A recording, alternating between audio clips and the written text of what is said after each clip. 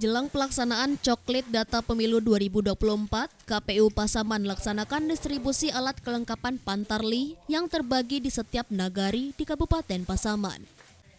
Alat kelengkapan Pantarlih yang berjumlah 940 paket terdiri dari rompi petugas, tanda pengenal, serta alat tulis dan kelengkapan lainnya.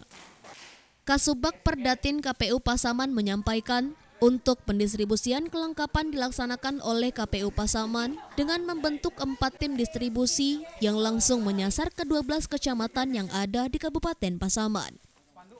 Irwan berharap pendistribusian bisa berjalan lancar dan berharap Pantarlih bisa bekerja dengan maksimal dalam melaksanakan Coklit Pemilu 2024. Pantarlih di Kabupaten Pasaman ini lebih kurang 940 Pantarlih.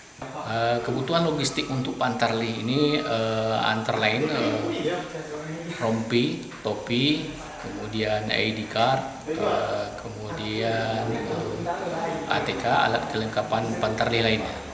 Kendala-kendala mungkin yang kami hadapi karena kemarin itu adanya perubahan daripada TPS atau Pantarlih mengenai restrukturisasi untuk TPS, sehingga kebutuhan Pantarlih yang semula kita anggarkan sebanyak 1092 berkurang menjadi 940 demikian.